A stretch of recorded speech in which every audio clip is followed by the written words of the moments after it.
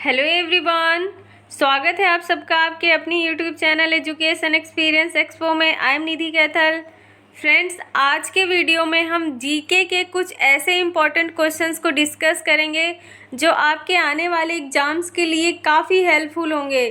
तो चलिए friends, video को शुरू करते हैं। शुरुआत करते हैं क्वेश्चन नंबर 1 से।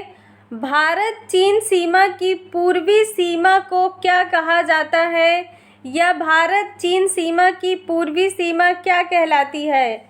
ऑप्शन ए है मोरे, बी मैकमोहन रेखा, सी डूरंड रेखा, या डी दौकी तामाबिल रेखा। आंसर है ऑप्शन बी मैकमोहन रेखा। मैकमोहन रेखा भारत और तिब्बत के बीच सीमा रेखा है। यह अस्तित्व में सन 1914 में भारत की तत्कालीन ब्रिटिश सरकार और तिब्बत के बीच शिमला समझौते के तहत आई थी। सर हेनरी मैकमोहन के नाम पर इस सीमा रेखा का नाम रखा गया था। सर हेनरी मैकमोहन की शिमला समझौते में महत्वपूर्ण भूमिका थी। वे भारत की तत्कालीन अंग्रेज सरकार के विदेश सचिव थे। मैकमोहन रेखा भारत के लद्दाख, हिमाचल प्रदेश, उत्तराखंड, सिक्किम और अरुणाचल प्रदेश से लगती है।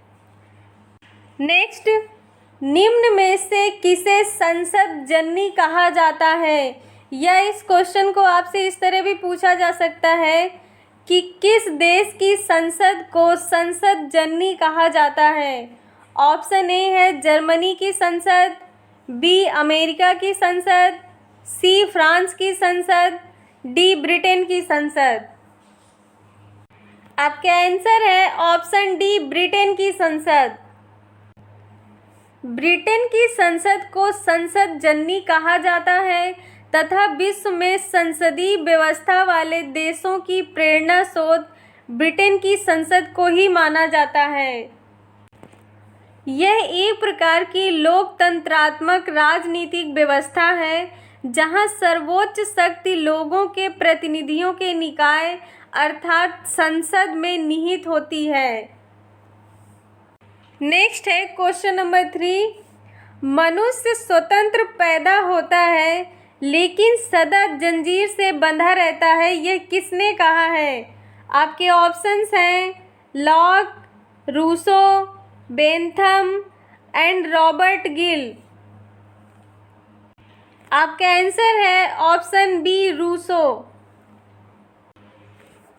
मनुष्य स्वतंत्र पैदा होता है किंतु वे सदा जंजीरों में बंधा रहता है। यह कथन प्रसिद्ध फ्रांसीसी विचारक रूसो ने अपनी पुस्तक सोशल कॉन्ट्रैक्ट में कहा था। रूसो का कहना था कि सामूहिक इच्छा से बने राज्य का यह अनिवार्य तथा सार्वभौमिक कर्तव्य है कि वह सारे समाज को सर्वोपरि मानते हुए कार्य को संचालित करे। नेक्स्ट है क्वेश्चन नंबर 4।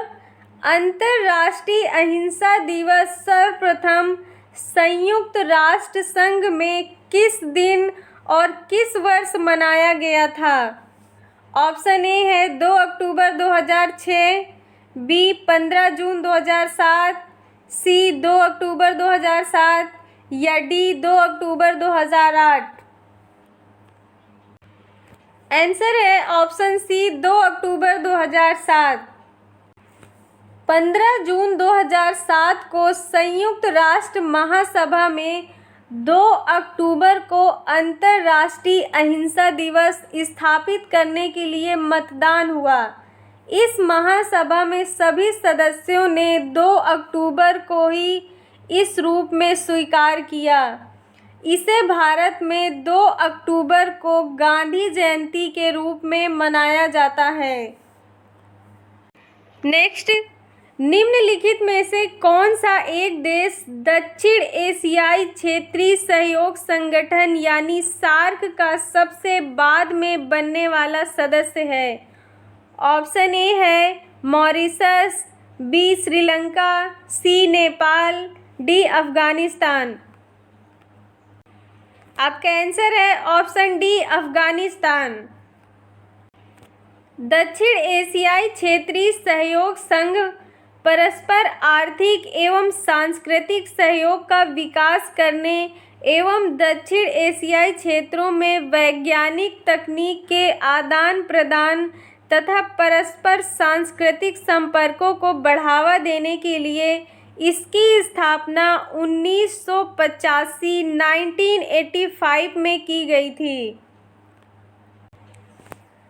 दक्षिण एशियाई क्षेत्रीय सहयोग संघ की स्थापना 1985 में की गई थी।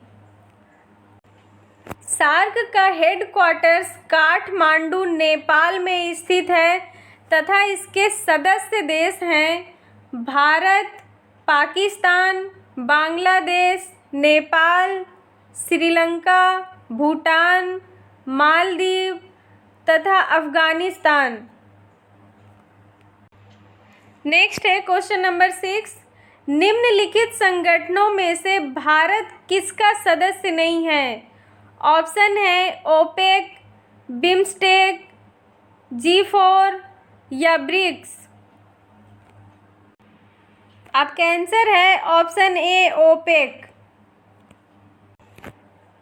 ओपेक, जिसे पेट्रोलियम निर्यातक देशों के संगठन के रूप में जाना जाता है, ओपेक की स्थापना 1960 में की गई थी तथा इसका मुख्यालय वियना, ऑस्ट्रिया में स्थित है। इसका उद्देश्य तेल की कीमतों में स्थिरता लाना है। नेक्स्ट है क्वेश्चन नंबर 7। अंतर्राष्ट्रीय आपराधिक पुलिस संगठन, जिसे हम इंटरपोल के नाम से भी जानते हैं, आपको बताना है इसका मुख्यालय किस देश में स्थित है। ऑप्शन ए है ब्रिटेन, फ्रांस, रूस, संयुक्त राज्य अमेरिका। आंसर है ऑप्शन बी फ्रांस। आइए जानते हैं इंटरपोल के बारे में। इंटरपोल, जिसका फुल फॉर्म होता है इंटरनेशनल क्रिमिनल पुलिस ऑर्गेनाइजेशन, इसे हिंदी में हम अंतर्राष्ट्रीय आपराधिक पुलिस संगठन के रूप में जानते हैं। यह एक अंतर्राष्ट्रीय संस्था है जिसे 1956 से इंटरपोल के नाम से जाना जाता है। इंटरपोल एक ऐसी संस्था है जो अंतर्राष्ट्रीय स्तर पर सभी देशों की पुलिस के बीच समन्वय का कार्य करती है। इस संस्था में इंटरपोल से सभी सदस्य देशों की पुलिस शामिल होती है और यह संस्था वर्ष 1923 से कार्य कर रही है। इस संस्था का मुख्य उद्देश्य है दुनिया को रहने के लिए एक सुरक्षित स्थान बनाना। इंटरपोल अंतर्राष्ट्रीय स्तर पर फैले आतंकवाद से लड़ने तथा अंतर्राष्ट्रीय स्तर पर होने वाले साइबर अपराधों को रोकने और संगठित अपराधियों के विरुद्ध सभी देशों की पुलिस को मिलाकर सशक्त बनाने के लिए कार्य करना है। वर्तमान में इंटरपोल के सदस्य देशों की संख्या है 194, जिसमें भारत भी शामिल है। नेक्स्ट है क्वेश्चन नंबर 8। ग्रीन पीस संगठन की स्थापना किस वर्ष हुई? ऑप्शन है 1967 में, 1968 में, 1971 में या 1970 में। आपका आंसर होगा ऑप्शन सी 1971 में। ग्रीन पीस, जिसका शाब्दिक अर्थ होता है हरित शांति, ग्रीन पीस पर्यावरण चेतना का विश्वव्यापी आंदोलन है। इसकी स्थापना 1971 में कनाडा के वैनकूवर में हुई थी। ग्रीन पीस का अंतर्राष्ट्रीय मुख्यालय नीदरलैंड के एम्स्टर्डम में है। तात्कालिक रूप से यह अमेरिका द्वारा अलास्का में नाभिकीय हथियारों के परीक्षण का विरोध करने के लिए बनी थी, लेकिन बाद में इसका उद्देश्य व्यापक रूप से पर्यावरण की सुरक्षा होता गया। नेक्स्ट, संयुक्त राष्ट्र महासभा की प्रथम महिला अध्यक्ष कौन थीं? ऑप्शंस हैं गोल्डा मायर, मार्गरेट थैचर, सरोजनी नायडू, विजय लक्ष्मी पंडित। आंसर है ऑप्शन डी, विजय लक्ष्मी पंडित। विजय लक्ष्मी पंडित भारत के पहले प्रधानमंत्री पंडित जवाहरलाल नेहरू की बहन थीं। भारत के स्वतंत्रता आंदोलन के समय विजय लक्ष्मी पंडित ने अपना अमूल्य योगदान दिया था। विजय लक्ष्मी पंडित 1953 में संयुक्त राष्ट्र महासभा की अध्यक्ष बनने वाली विश्व की पहली महिला थीं। वे राज्यपाल और राजदूत जैसे कई महत्वपूर्ण पदों पर भी रहीं। नेक्स्ट है क्वेश्चन नंबर 10। निम्नलिखित में से नीति आयोग का अध्यक्ष कौन होता है? ऑप्शंस हैं राष्ट्रपति, प्रधानमंत्री, विधि मंत्री या वित्त मंत्री। आपका आंसर है ऑप्शन बी, प्रधानमंत्री।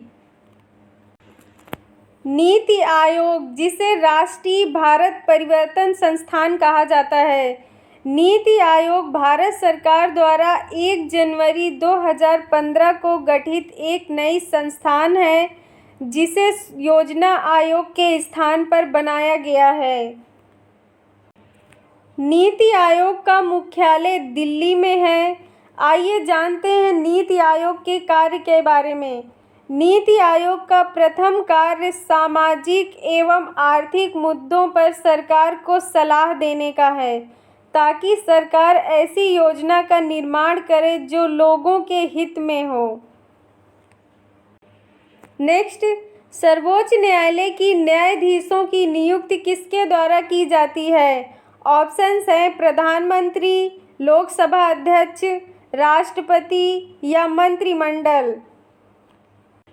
आंसर है ऑप्शन सी, राष्ट्रपति। संविधान के अनुच्छेद 124 में यह व्यवस्था है कि सर्वोच्च न्यायालय के मुख्य न्यायाधीश की नियुक्ति राष्ट्रपति द्वारा की जाएगी तथा अन्य न्यायाधीशों की नियुक्ति के विषय में राष्ट्रपति मुख्य न्यायाधीश से परामर्श करेंगे। Thanks for watching friends. अगर वीडियो अच्छा लगा हो तो प्लीज़ वीडियो को लाइक करें। Thank you so much. All the best.